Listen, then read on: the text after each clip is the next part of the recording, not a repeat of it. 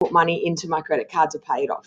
So it's just because I don't know when bills are going to come and when I'm going to have, I put my bills on and then I pay it off when I get paid, when I have money. And so that's the way you can use a credit card. It might also be used for when, so for example, I had a $2,000 vet bill on Friday, which I didn't expect to have, and I don't have $2,000 just sitting there. So I put that money onto my credit card and then I'm aiming to hopefully pay it off pretty soon, okay? But there's a reason why we don't use I wouldn't want to leave that credit card, that $2,000, okay, so this is real, okay? At $2,000 is sitting on my credit card.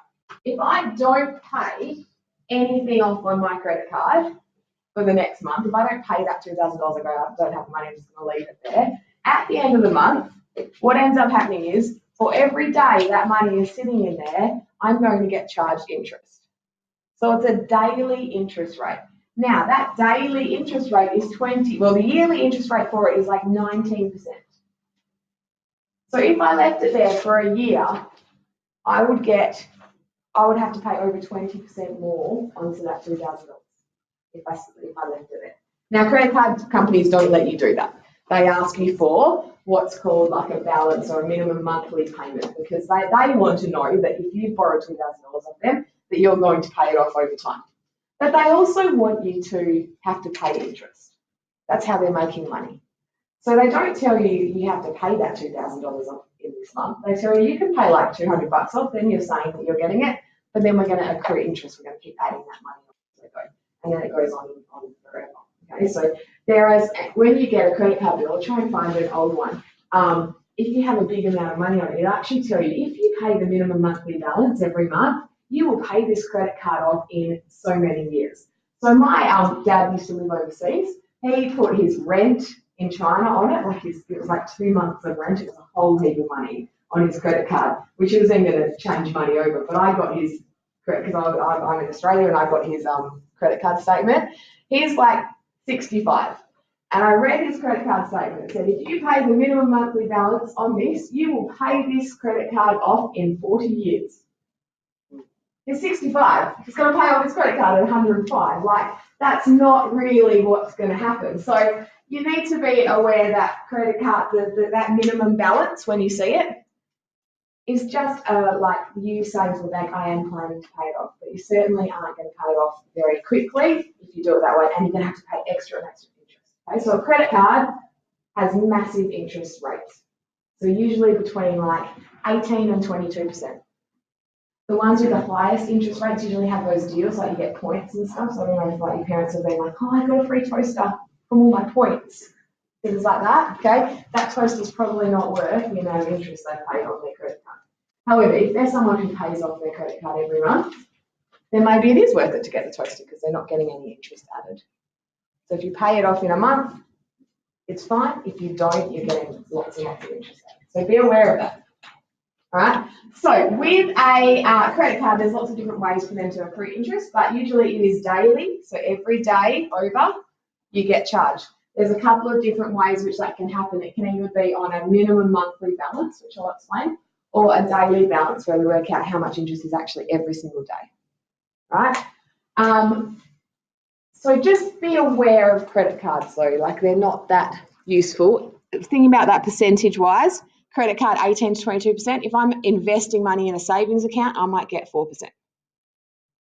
So one of my friends, when I was about 21, she was my housemate, and she came, and I was always telling her she needed to save money, and she came up to me one day and she was like, Susie, I'm so excited. I've saved $1,000.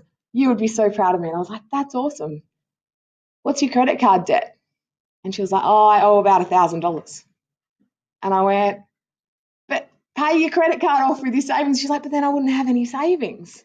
What's the problem with that thought process?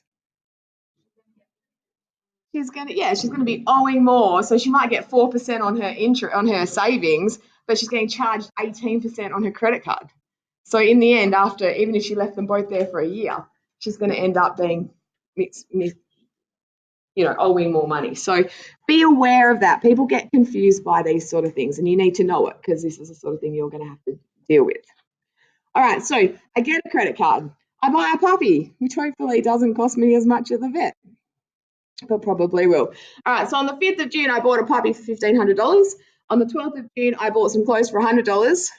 On the 15th of June, I went, I need to pay back some money. I need to make sure that I'm starting to pay off my credit card. So I pay back $600. And then on the 28th of June, I buy a handbag for $200. The balance is how much I owe. So can you guys see that on the side, how it says like the balance is, so at the moment I owe on the 5th of June, I owe $1,500. On the 12th of June, I then owe $1,600. Can you guys see how that table works out? Could you write that table up, and we're going to use this for our story on how it works out.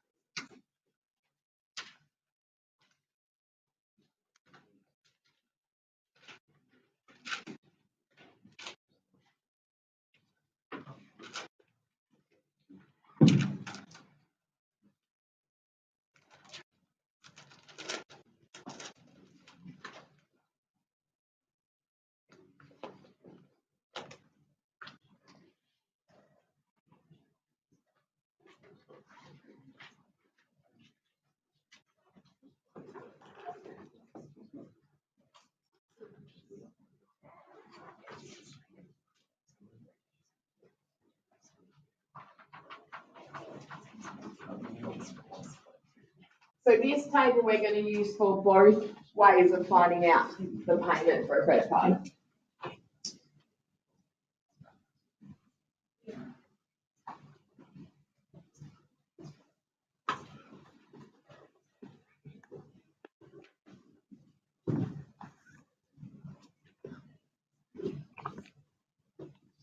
And I will give you a tip. There was a big question on this in last year's test, and I would say 50% of the people didn't get it because they hadn't studied it. They just forgot about it. So don't forget about it. It's not that it's hard, it's just they forgot to actually review it.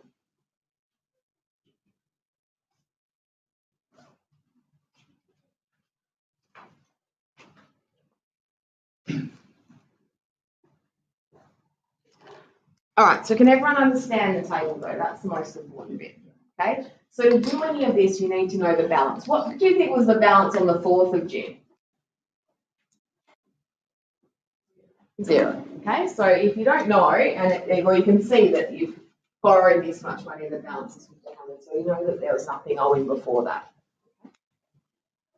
So a credit card will always have both positives and negatives. So sometimes it might be written with like minus there if I paid back that $600. It just depends on how it's written. Okay? But you can see from the balance that I had paid back that money as we go.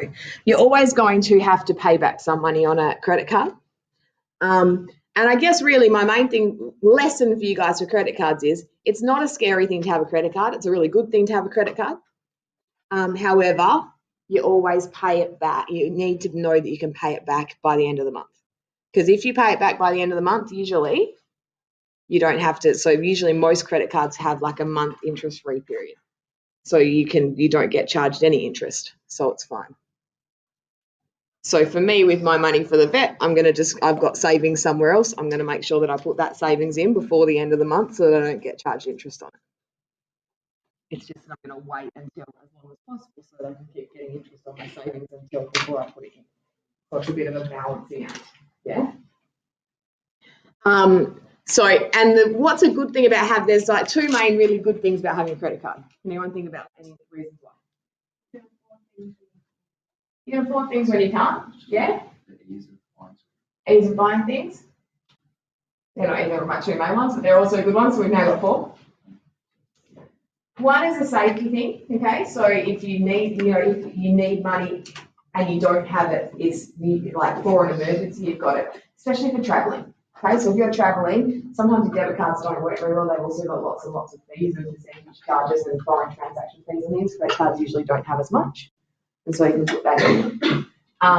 The second one is that if you can keep paying off your credit card using your credit card well, then it improves your credit rating. What does a credit rating mean? Yeah, okay, so when you go and ask for money to buy a car, or when you go to ask for money to buy a house, they look at your credit rating. If you haven't paid off your bills, so if you're always late on your bills, then you get your credit rating lowers. if you pretty much in any way do the wrong thing, your credit rating lowers. But you can improve your credit rating as well. So when you pay off a loan, so if you borrowed money for a car and then you pay off the loan, your credit rating increases. If you've done the right thing with a credit card, your credit rating increases. And so banks will not lend you money if you have a bad credit rating.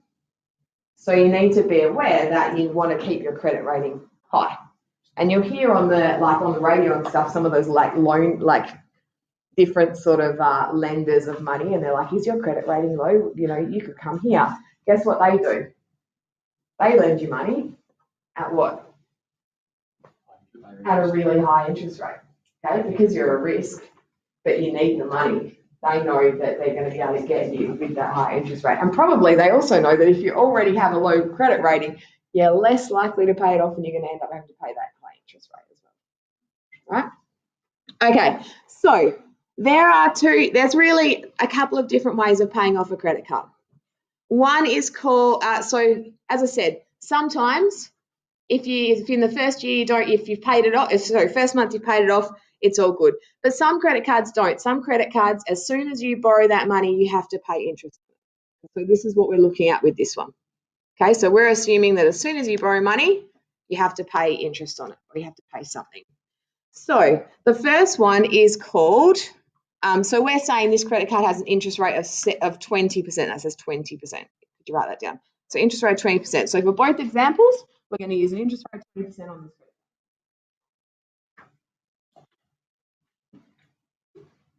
So the first way of doing this is called a minimum balance, all right?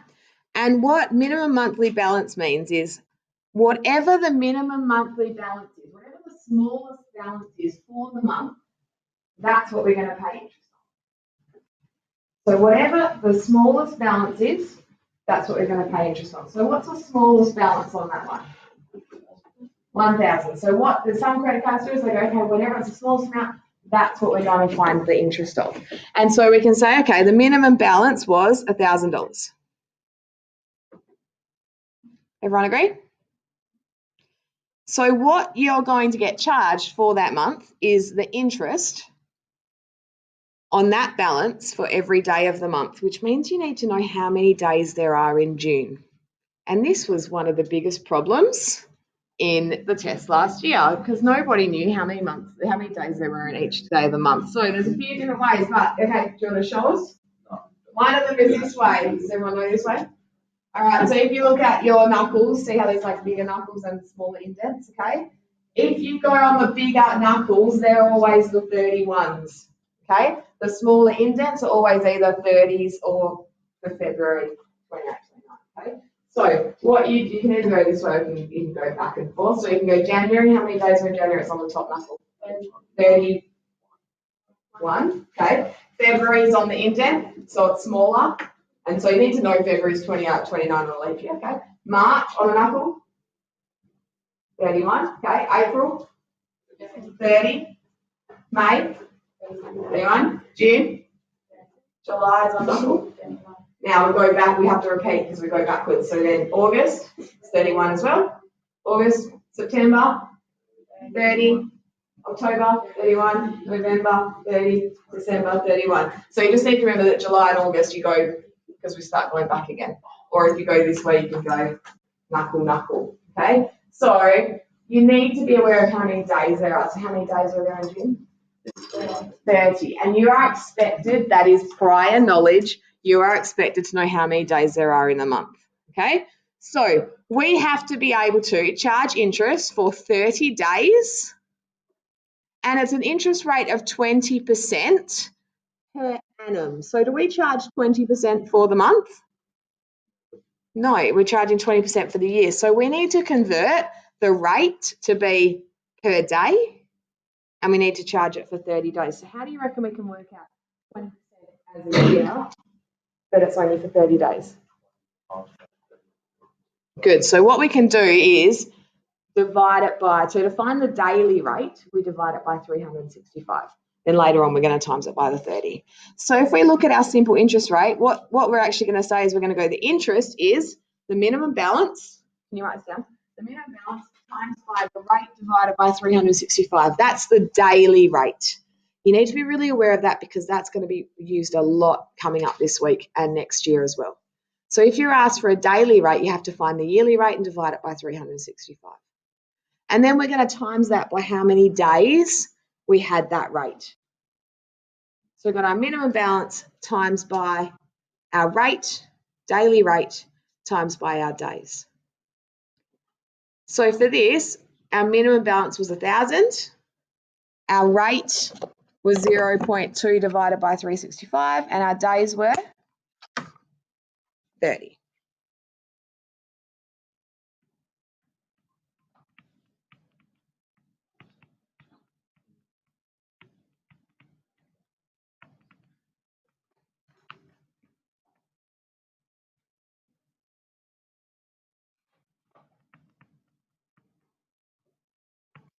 So this becomes our rate per day.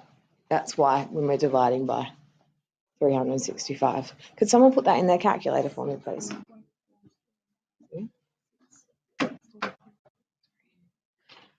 So our interest is $16.43. 438, did you say, sorry? 44 cents, sorry. $16.44. So at the end of the month, how much do I have to make sure that I pay back?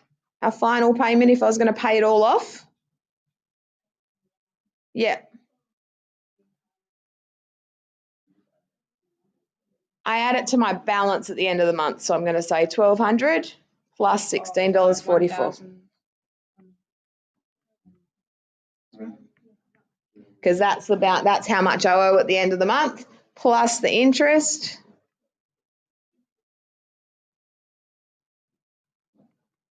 And so my final payments, if I wanted to pay it all off, would be 1,216.44. Okay, $1,216.44. So the reason why we go 1,200 there, not the 1,000. The 1,000 is just the minimum balance, but we still owe $1,200. So you're always going to have to pay off whatever's there plus that interest. We just use the minimum balance to find the interest. Okay, so minimum monthly balance is that, and that's how much interest you'd pay if you got asked to use that method to find the interest rate. More likely is the next one, okay? And so that is called our daily balance. So if you get asked to use the minimum monthly balance, you'd have to. So it's not the minimum amount you're actually buying. It's the minimum balance. So how much you actually owe.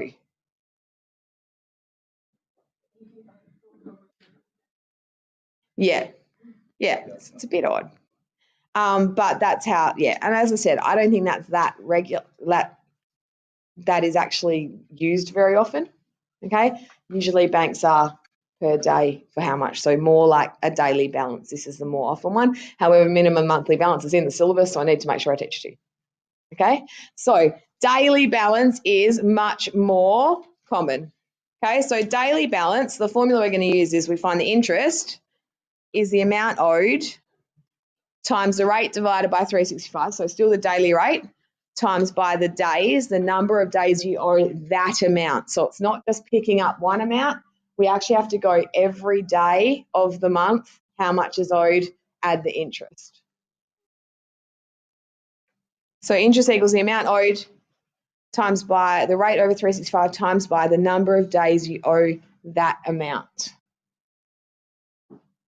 So again, we need to know days of the year, but it's also, this is actually a longer process.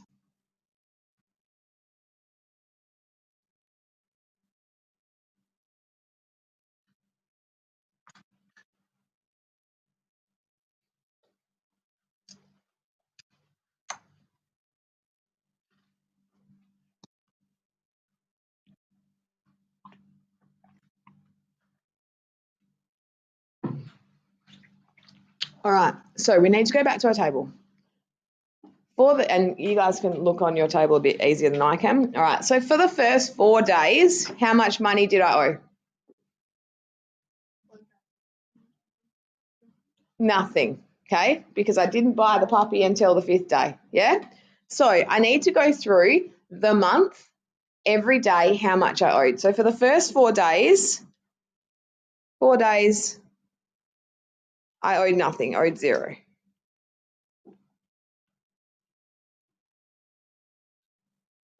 Everyone agree? First 4 days I owed nothing. Now, from the 5th to the 11th of June, how much money did I owe?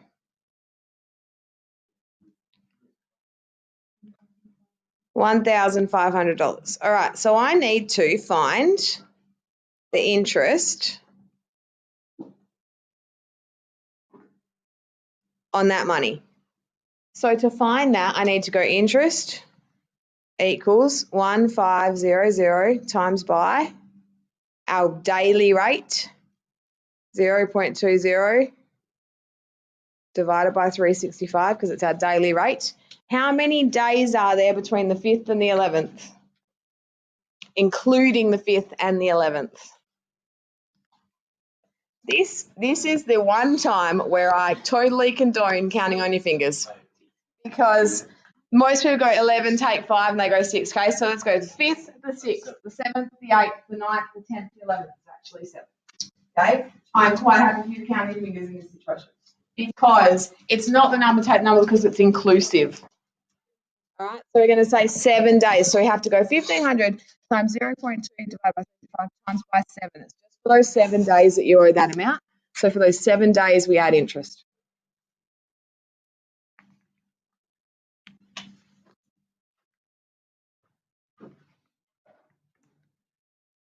And we find out an amount.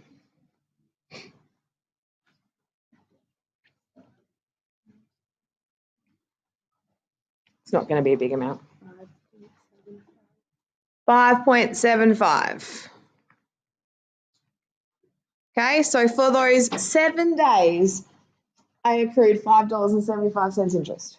And so you can kind of see as the numbers increase, if I don't pay things off, that's only 7 days. It's 1 week I had to owe that extra money. If I actually borrowed a lot more than that and didn't pay it off, it starts adding up really fast. All right, so then from the 14th to 12th to the 14th, how many days is the 12th to the 14th? 12th, 13th, 14th, 3 days. For 3 days, how much did I owe? 1,600. All right, so for 3 days, I have to pay the interest on that. So I'm going to go interest equals 1,600 times 0.20 over 365 times by 3. Okay?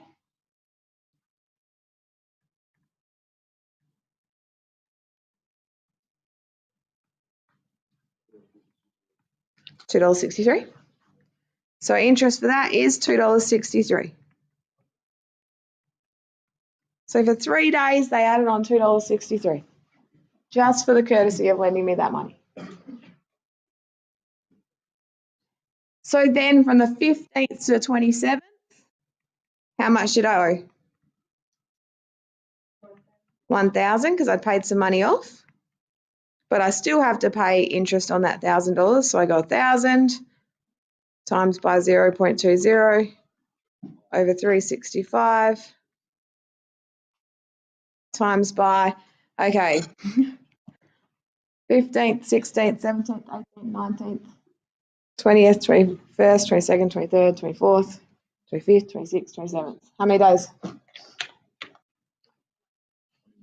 If you're including both days, you can actually take them away and just add 1.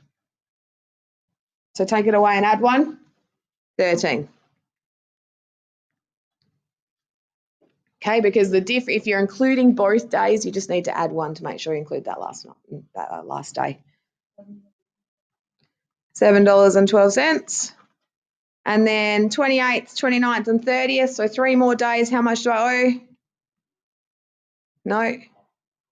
$1,200.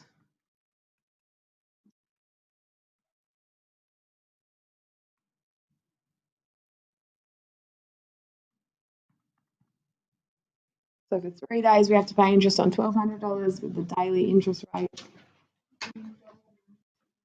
How much? $1? $1.97. All right, so the interest we've accrued is 0. plus $5.75 plus $2.63 plus $7.12 plus $1.97.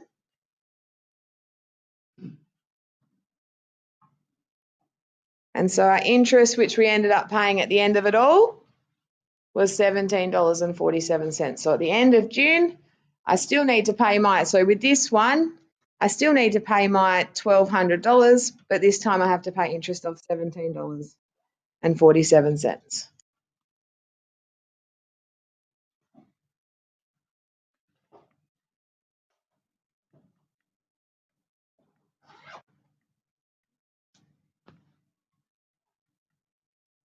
Which is different to the other one by, $1 or so. Sorry. Can everybody see that process? That would be worth quite a few marks in a test because of just how many processes you have to go through, how many steps you have to go through. But that is how your credit card is accrued. So once you've got past your interest period, for every day that you are over, you get interest added every single day. All right. Any questions? We have now, other than some questions to do, you've now finished the topic of simple interest. So tomorrow we'll be going through starting compound interest, which will be in your test next week. I will try and confirm a date by tomorrow for your test. Okay, but it will be up to compound interest. We've talked about that. So it will include non-right angle trigonometry, percentages, simple interest, compound interest. Okay, so none of the other finance things. All right, your homework. I thought I'd written it down. I didn't. Exercise 3B. There are 5 questions. I'd like you to get through at least 3 of them, but if you can get through 5, that would be much more useful. So exercise 3B, I'm going to write all 5. Questions 1 to 5. Still in Unit 1 book. Yes. Yeah.